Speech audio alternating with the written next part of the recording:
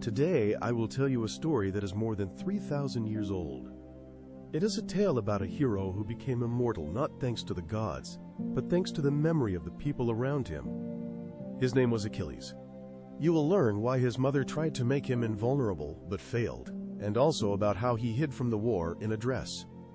You will find out who betrayed the future hero, why he initially refused to fight, and then returned to the battlefield burning with fierce anger. How his duel with Hector unfolded, and why, even after victory, Achilles could not find peace in his soul and heart. Who caused his death, and what happened after the hero's death. This story does not have a simple ending. It is not just a biography, but a true legend. The legend hides an amazingly human fear. The fear of choice, of losing loved ones, the fear of being forgotten forever. Make yourself comfortable, and let's start from the beginning. From the moment before the Trojan War, when there was already a boy destined to become a symbol of heroism. The cold was palpable, but she was so special, beautiful, and majestic that even the supreme gods burned with passion and boundless admiration for her. It is said that Zeus and Poseidon sought her love, each in their own way, but fate intervened, changing her destiny forever and turning everything upside down. The oracle, variously said to be Prometheus or the goddess Themis, uttered a prophecy. The son of Thetis will surpass his father in strength, glory, and challenge the entire pantheon. For mortals, this was a blessing, but for the immortals, a threat. Zeus retreated, and Poseidon silently withdrew, fearing the emergence of a new power in the pantheon. They decided to marry Thetis to a mortal man to prevent the birth of a powerful son, which began a chain of events that could no longer be stopped. Thetis refused marriage, changing her forms: water, fire, beasts, snakes, and birds, trying to escape her fate and the unwanted union. The man destined for Thetis was Peleus, a hero, king of the Myrmidons, descendant of Aeacus and grandson of Zeus, renowned for valor and honor. Peleus fought alongside Heracles, participated in the Caledonian boar hunt, earned respect and fame, becoming a worthy husband for the divine Thetis. According to one version, Peleus fell in love with Thetis upon seeing her on the shore, and, with the help of the wise centaur Chiron, managed to track and win her heart. Thus began a story full of passion, fate, and trials, which forever changed the destinies of gods and mortals, opening a new chapter in legends. He was grabbed tightly and not released until she stopped transforming. Another time, the gods helped to ensure everything went according to plan.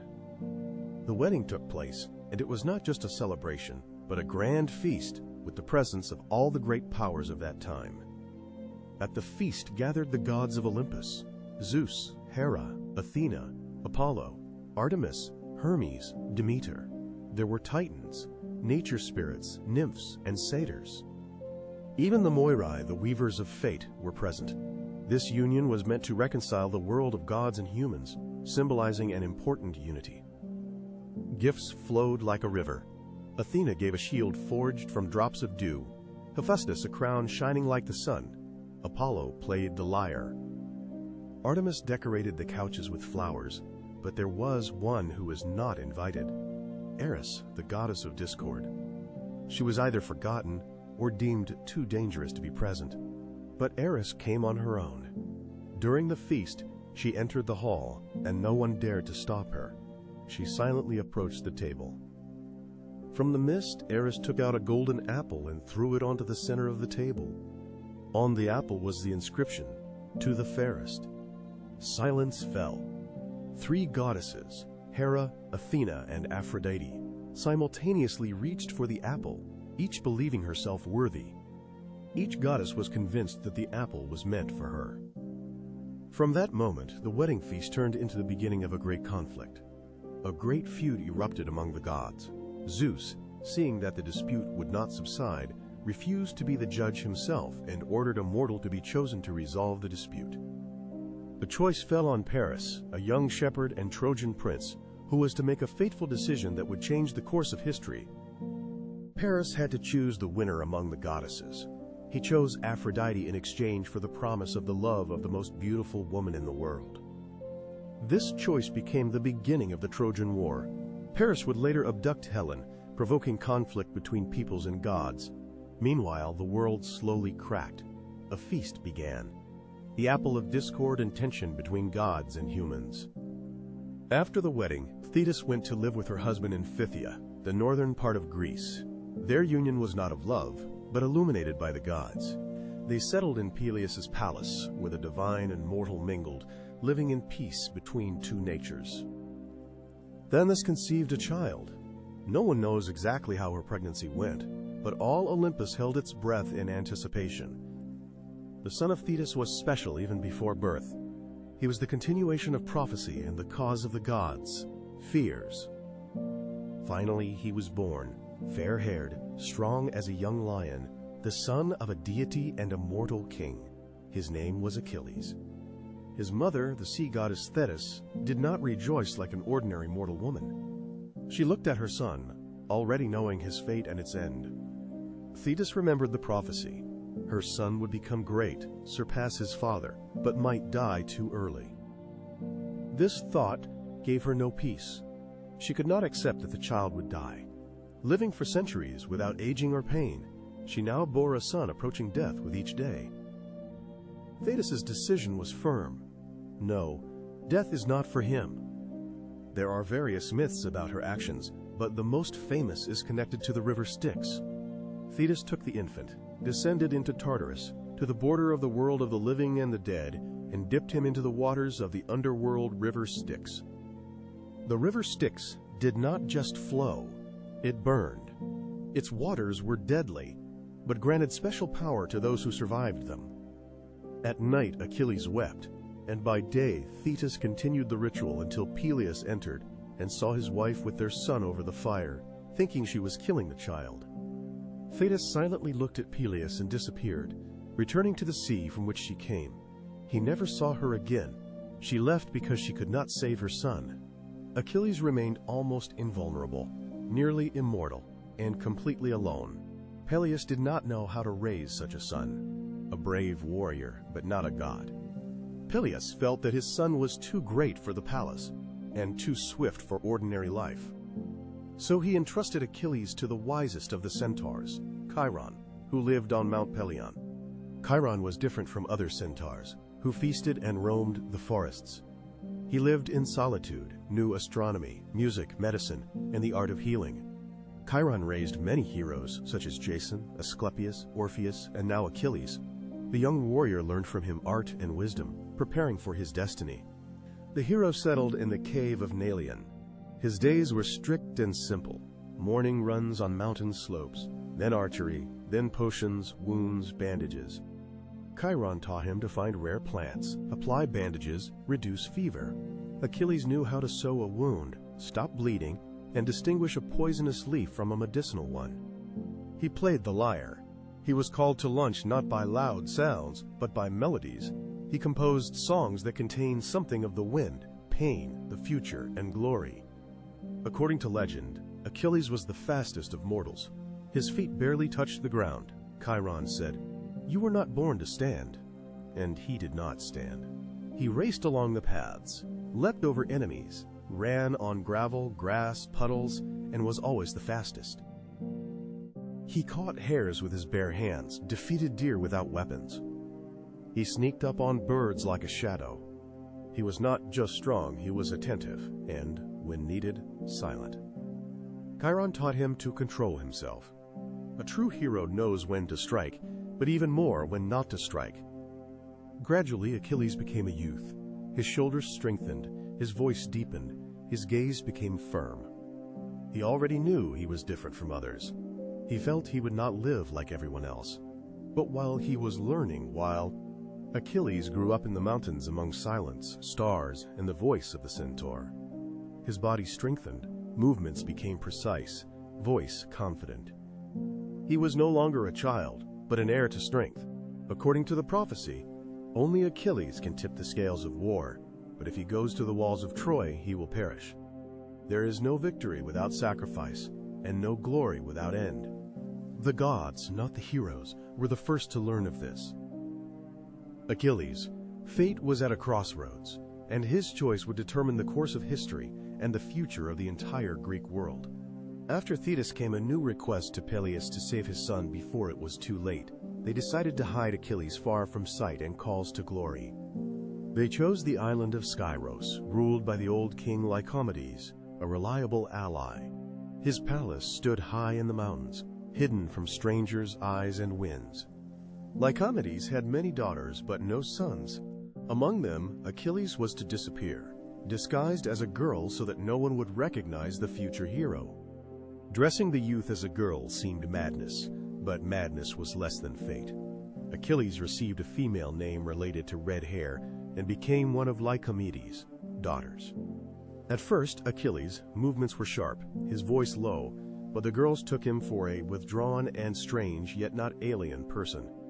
He began to get used to the new image. He participated in activities, played the lyre, danced, sometimes was silent with the girls under the rain, looking at the clouds.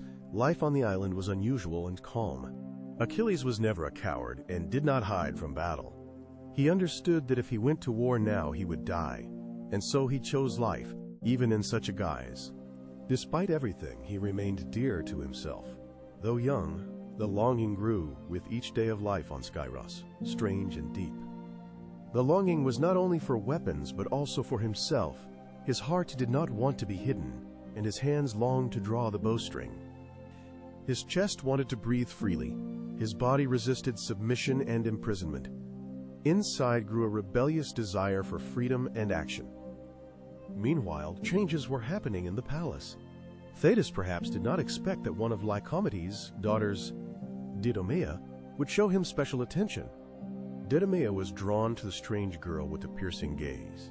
He did not reject this attention, and something unusual blossomed between them. Myths do not provide an exact description of how their feeling began. Perhaps it all started with a night conversation, a touch, or a silent confession. He revealed himself to her not just as a man, but as a person doomed to his fate. She did not turn away, accepting him as he was. After several months, they had a child, a boy named Neoptolemus, an infant in whom two destinies merged, the hidden and the coming. Meanwhile, an army was gathering off the coasts of Greece. Heroes confirmed their participation one by one. Agamemnon, Menelaus, Odysseus, Nestor, Diomedes. But the main one among them was absent. The seers said, "Without Achilles, Troy cannot be overcome." His presence was decisive for the fate of the war. The key: he is destruction, he is victory. Then Odysseus, the craftiest of all men, set out to find this key to change the course of events. He arrived on the island of Skyros, disguised as a merchant, and brought to the palace of Lycomedes boxes of gifts, jewels, ornaments, fabrics, mirrors. In one of the boxes lay a sword, a spear, and a shield. He entered the hall where the girls were and unpacked the goods, attracting their attention.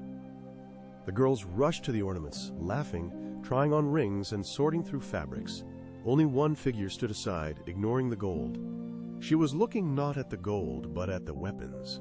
Odysseus noticed this and, without warning, ordered his companions to give a battle cry. The room trembled from the shout. The girls screamed in fear, all but one. The figure in the women's dress instantly grabbed the sword and took a fighting stance. Thus Achilles was revealed. Odysseus approached him and said, "Achilles, son of Peleus, the time has come."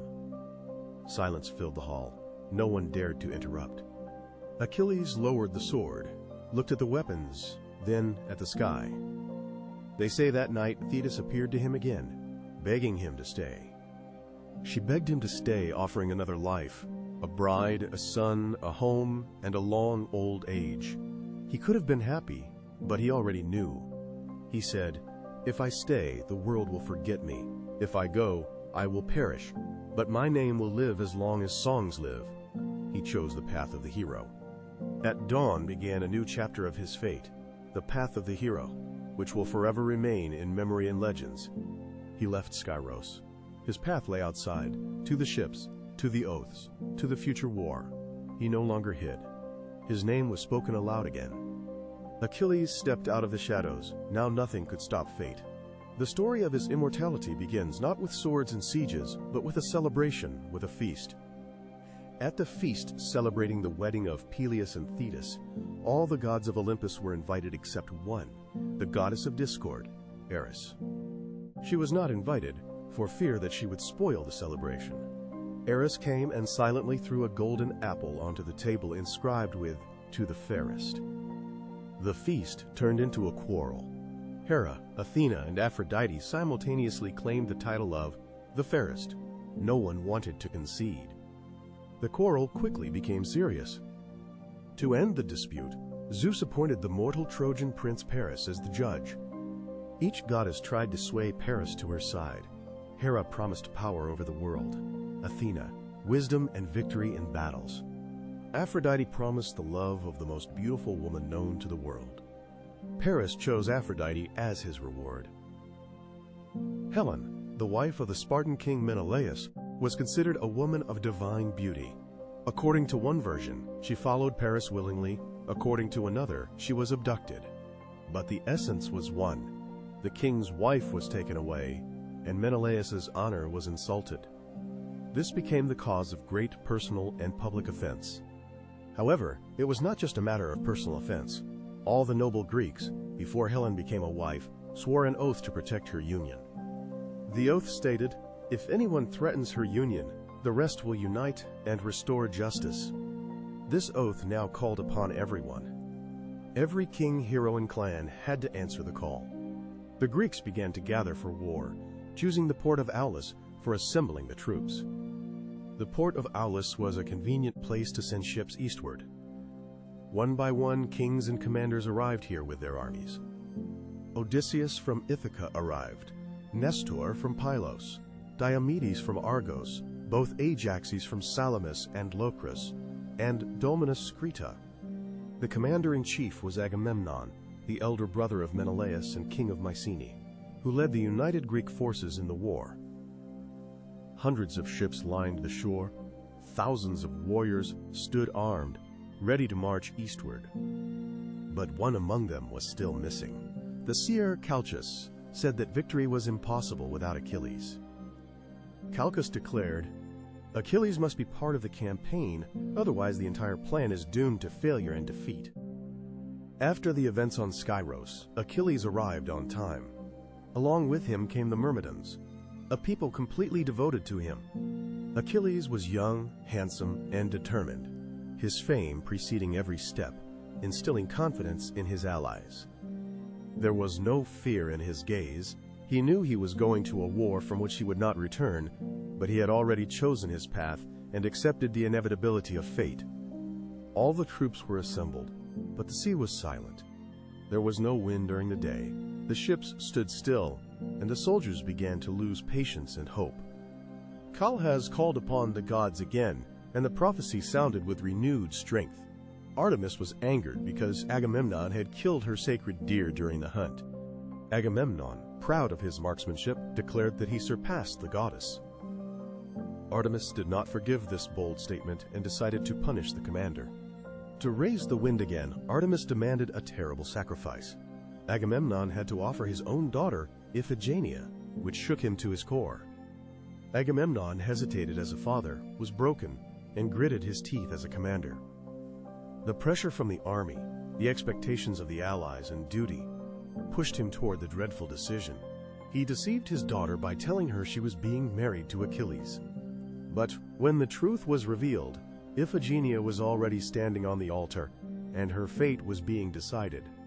According to one version, Iphigenia was sacrificed. According to another, Artemis took pity and replaced her with a deer, carrying her off to distant lands, saving her life. Whatever actually happened, after that the wind rose, the ships filled their sails, and the army finally set out to sea, beginning the long journey to Troy. The first stop was on the island of Tenedos, where the Greeks regrouped and prepared for the next stage of the campaign, strengthening their forces and spirit. Then the army landed on the coast of Troad. Here Achilles took action, preparing for the upcoming trials and battles of the war. He entered the land of war not with timidity, nor with triumph, but with the cold determination that set him apart from other warriors. He was not yet the godlike hero he would later be called. But even in the first days, his rage stood out among the other warriors. He did not just fight. He brought destruction not out of revenge or for loot, but because an inexorable force lived within him. Before the siege began, he had conquered more than 10 cities, including Lyrnessus, where he took a woman named Briseis captive. At the time, this seemed like an insignificant episode, but later Briseis would play an important role in his fate and story. Among the early clashes of the Greeks before approaching Troy was one story remembered not for bloodshed but for an unexpected twist. It is the story of Telephus, king of Mysia, who met the Greeks when they mistakenly landed in an obscure land in northern Asia Minor. The Mysians took the Greeks for invaders, possibly with full reason, as the Greeks landed armed. The army was tense and ready for battle when the king of the Telebmission came out to meet them, unwilling to start the fight immediately. Taleb was no ordinary ruler, the son of Heracles, in whose blood flowed heroic strength, a young and experienced warrior. He did not intend to enter the battle recklessly, preferring wisdom and willpower over thoughtless rage. The battle erupted suddenly. There were many casualties on both sides. The Greeks thought the war with Troy had begun, but it was a mistake and a misunderstanding. In this fight, Achilles revealed his true power for the first time. He faced Taleb face to face. The blows were strong and terrible, and the tension grew. Taleb fought valiantly, but Achilles' spear was faster. Taleb was severely wounded and fell to the ground, bleeding, but did not give up.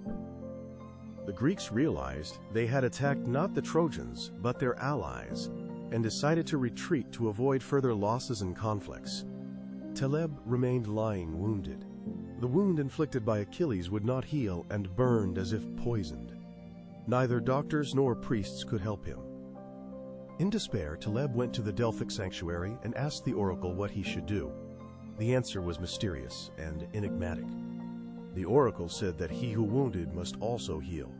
Taleb, tormented by pain, went to Achilles with a request for help, despite their enmity. Achilles was surprised by the request, but he did not refuse. His mentor Chiron taught him not only to wound but also to heal wounds, which he did. According to one version, Achilles scraped shavings from the shaft of his spear and applied them to Telephus's wound. This wood was connected to the hero and possessed magic. The wound began to heal. Telephus, healed, swore never to fight against the Greeks again, and later became an important figure in their history. The army wandered without a clear path to Troy. The Greeks looked at Achilles as a sign. He was different, and even the famed warriors felt it. Achilles was young, fierce, quiet, and ruthless. His name became a symbol of strength and danger, echoing throughout the camp, heralding the beginning of great glory. The war began, in which heroes gained immortality, but died one by one. Many years had passed since the Greeks landed on the shores of Troad. Troy remained impregnable, proud, and surrounded by walls built by the gods. The Greeks awaited victory, but each day brought new battles and losses. In this sticky waiting under the scorching sun, Achilles continued to fight, and every strike of his became a legend, his name sounding louder than all. He did not seek power and did not participate in the councils of kings, but his name was whispered by allies and prayed for by enemies as a symbol of indomitable strength. Among the conquered cities was Lyrnessus, small but fortified. After the victory, Achilles took a woman named Briseis captive. Briseis was not a queen, but she came from a noble family. In her appearance, it was said, there was a hidden strength that attracted Achilles' attention. Her husband died in battle, the city fell, and she was left alone. Achilles, who came with war, treated her with respect, not turning her into a trophy. In the camp, it was whispered that she had become close to Achilles. For many, a concubine. For Achilles, a companion with whom one can be silent without loneliness. The commander-in-chief of the Greek army, Agamemnon, king of Mycenae and brother of Menelaus, was a powerful, ambitious, and far from flawless man. His prize, the priestess of Apollo, Chryseis, was soon demanded back. Her father, the old priest Chryses, came with gifts and a request to return his daughter. Agamemnon refused to return Chryseis. The offended priest appealed to Apollo, and a swift and deadly plague spread through the Greek camp. Calchas, the seer, declared that the curse would not lift until Chryseis was returned to her father. Agamemnon obeyed, but demanded compensation. If he loses his woman, he will take another, Briseis, and ordered her to be taken from Achilles. It was humiliation and a demonstration of power. Agamemnon showed that there was no place for the personal in the army. This act was not politics, but an insult undermining Achilles' honor. Achilles took Agamemnon's refusal as a personal insult and a blow to his very heroism. He was the victor and savior of the army, but now became a victim of ambition. Without raising a cry or challenging anyone to a duel, Achilles left the council, returned to his tent, and declared that he would no longer fight in this war. He withdrew from the war, stopped considering it his own. In his eyes, the army had become a crowd driven by the pride of one man. From that moment, the Greek army lost its strongest warrior. No one said it aloud, but everyone understood. A shadow had fallen over their ranks. Military councils fell silent, attacks failed, confidence faded. Achilles remained silent in his tent while the Trojans began their advance. The Trojans were led by Hector, the king's son. Brave, intelligent, and just, he was the true defender of his city. With Hector's arrival, the warriors changed. They stopped hiding behind the walls and began pushing the Greeks back on the plain. Hector led his soldiers with the determination of a man who knew what he was willing to die for. Each day the Greeks retreated further. Near the sea stood the ships, previously high on the shore. Now they became the last line of defense in the growing despair of all the warriors. Everyone remembered Achilles' name, but he was silent and did not go onto the battlefield. His tent was closed and his spear lay motionless beside him. Beside Achilles remained Patroclus, his friend and companion, the only one who dared to speak when others were silent, a devoted and profound man. Patroclus saw how resentment boiled within Achilles, how he clenched his fists at the sound of the trumpets, understanding that silence was not weakness, but a wound from his own. Patroclus tried to persuade Achilles to return to the battlefield. Speaking of comrades, war, and dying warriors, the enemy was already near the tents. Achilles did not hear or pretended not to hear, sitting by the sea as if waiting for the earth to acknowledge his righteousness, immersed in silence. Every evening he listened to the noise of battles. Every day he learned of the fallen. His anger did not fade. But it was not the enemy who burned his heart, but himself. In the prolonged silence, Patroclus, feeling that waiting any longer was impossible, began to prepare to take responsibility and change the course of events. He did not know everything that would soon change the course of events. The threat was approaching relentlessly. The Trojans, led by Hector, were slowly advancing towards the Greek ships. What recently seemed impossible was becoming reality. The Greeks were losing their balance, beginning to retreat and falter under the enemy's onslaught. The name of Achilles was heard more and more often. He was a warrior who refused to fight out of resentment and remained in his tent, hiding his boiling anger. Achilles understood that his absence was costly to the army, but honor was more important to him than the cries of the dying. His decision to stay aside was firm. Beside him was Patroclus, a childhood friend, his shadow and opposite. He felt Achilles, suffering, even though he did not show it. Every new report of the fallen cracked the silence of Achilles. Patroclus did not persuade. He simply waited, understanding that the situation was becoming critical. When it became clear that the Trojans would break through the camp and set fire to the ships, Patroclus decided to intervene, realizing that without this the Greeks would not survive. He entered the tent and said what he had long kept inside. He did not ask Achilles to forget the offense, and did not demand a return. He offered only one thing. If Achilles was not ready to fight, let him entrust the weapons to him. Let him wear his armor and lead the army into battle. Let the enemy think it is you and retreat. I do not thirst for glory, I only want to stop the slaughter, he said sincerely. Achilles was silent for a long time, looking down at some point inside himself, the knot of resentment and pain tightening within him. He knew that behind the request there was no thirst for honors, only an inevitable impulse. And finally he nodded. handing over the armor as if a part of himself. The Trojans, seeing Achilles' gleaming armor, trembled in fear. They thought he had returned and began to retreat. Thus hope was revived among the Greeks, and the battle continued under a new banner and with renewed strength, inspired by sacrifice and trust. Patroclus, driven by courage and compassion, decisively charged into battle. He fought inspiredly, sweeping enemies one by one, changing the course of the fight on the plain. The Greeks once again felt the breath of victory. But blinded by success, Patroclus forgot the prohibition against crossing the boundary, carried away by the heat of battle and zeal. At the walls of Troy, Patroclus met Hector. Their duel was brief and tense. Patroclus fought bravely, but without Achilles' confidence. One precise strike, and Patroclus' armor fell to the ground. Before dying, he said, "You have killed me, but soon you will meet the one who will avenge me." The news of Patroclus' death reached the camp. No one dared to be the first to enter Achilles' presence, who sat alone by the sea. Hearing the news, Achilles' face did not change.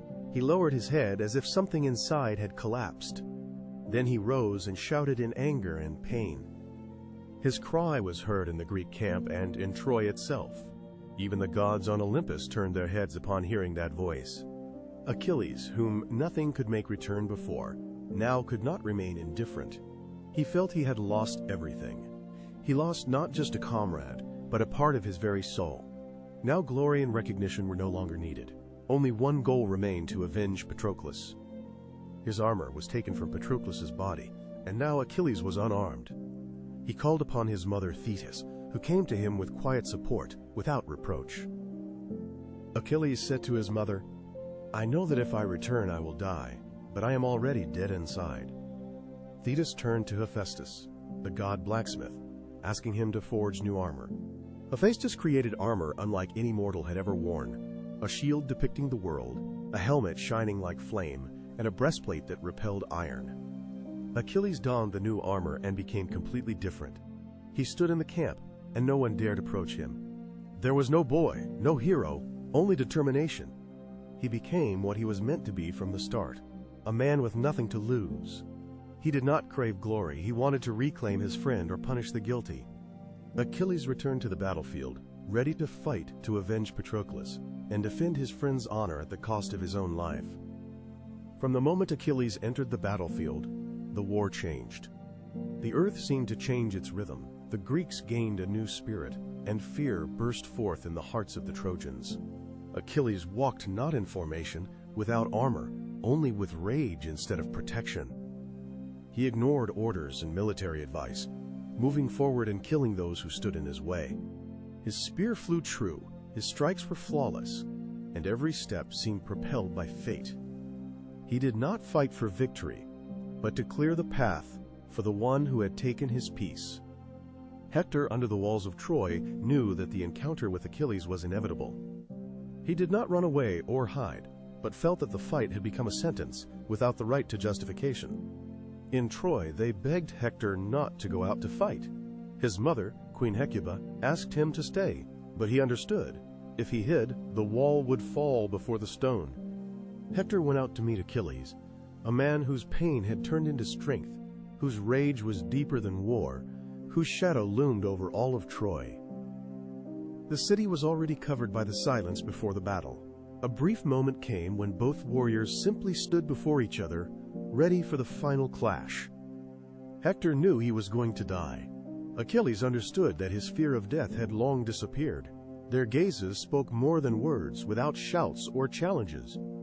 Hector was the first to rush into battle, hoping for agility and speed. But Achilles was faster and stronger, not allowing the enemy to even touch him. The gods were silent and did not intervene. Only Athena, the patroness of Achilles, invisibly guided his movements, giving precision and strength to every strike.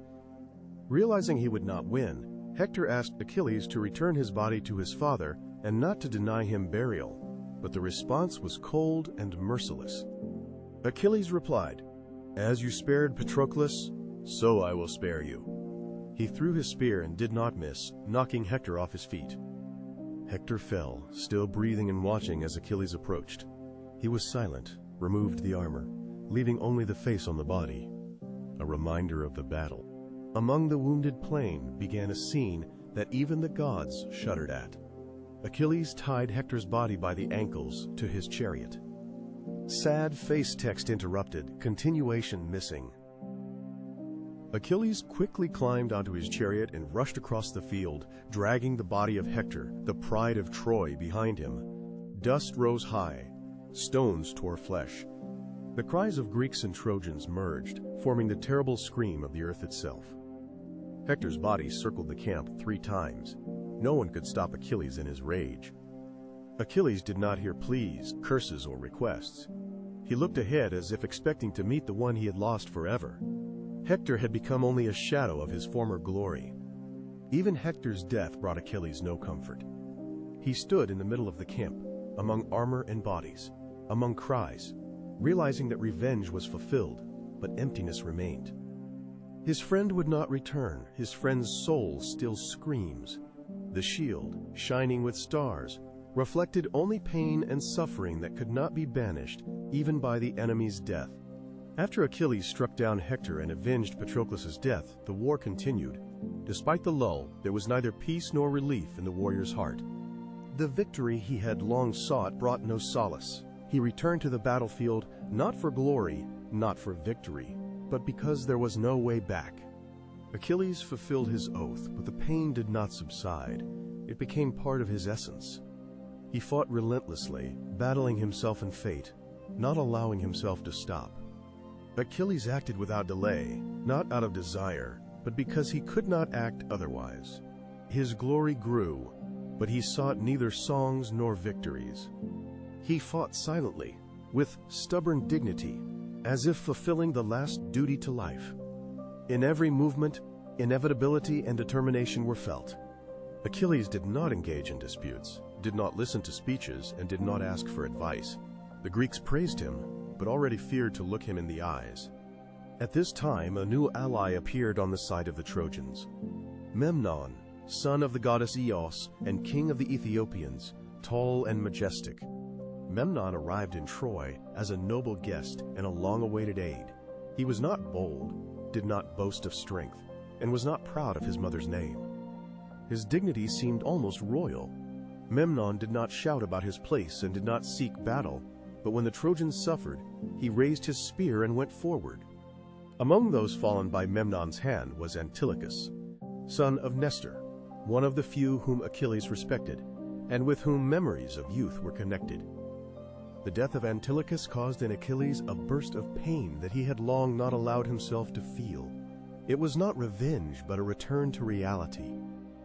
Death reminded Achilles of losses and the present, forcing him to feel again the pain and loss he tried to forget. Whatever he touches disappears. Achilles openly challenged Memnon to a duel, without rage, with cold determination, ready for a fateful encounter with the enemy. Memnon accepted the challenge, realizing that avoiding the fight was impossible. Their clash became not only a battle of strength, but also a confrontation of sorrow and fate. Memnon fought valiantly, and even the gods watched their battle with anxiety, seeing that the outcome of the fight was decided on the edge. However, Achilles, driven not by anger, but by an inner emptiness, proved stronger. Memnon fell, and his mother Eos covered his body with light and carried it beyond the edge of the world. The plain fell silent after Memnon's departure. Almost immediately, Penthesilea, queen of the Amazons, arrived at the walls of Troy with a troop of warriors. She came not for trophies or mercy, but because she believed in her right to participate in the great battle, even at the cost of death. The woman did not hide behind the walls, nor did she retreat to a tent, but immediately demanded to go out to fight, showing true courage. Achilles, upon learning of her arrival, took up his spear and went out to meet the Amazon queen without counsel, ready for the duel. The duel was swift, as if two streams merged into one channel, filled with strength and grace worthy of legend. Penthesilea fought with courage and strength worthy of legend, and Achilles made no mistakes, respecting his opponent. At the moment when Penthesilea's body... Text cuts off, continuation not provided. He fell to the ground, removed his helmet to look at the face. At that moment, he was enveloped by a strange silence and amazement at the face seen beneath the armor.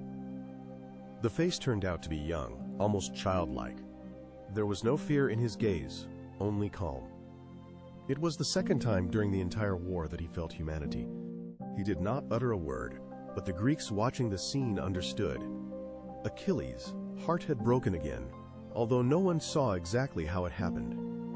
From that moment on, he became withdrawn. He barely ate, hardly slept, and did not participate in councils. In battle, he was like on autopilot, carrying out missions as if they were a sentence.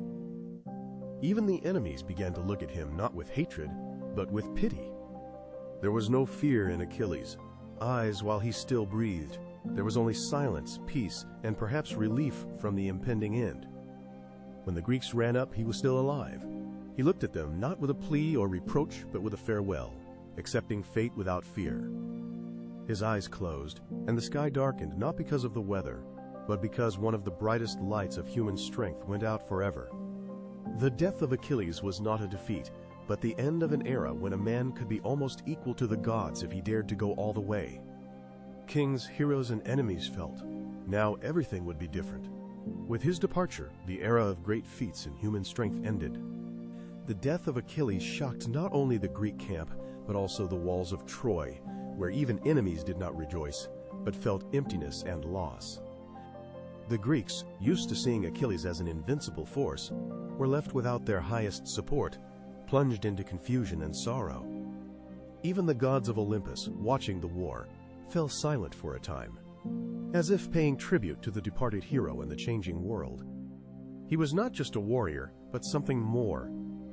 His body, shining in armor, was brought to the camp, where they stood silently, making no sobs or cries. The wind passed through the tents, whispering a mournful song. His mother, the sea goddess Thetis, appeared again, not as an immortal, but as a mother who came to say goodbye.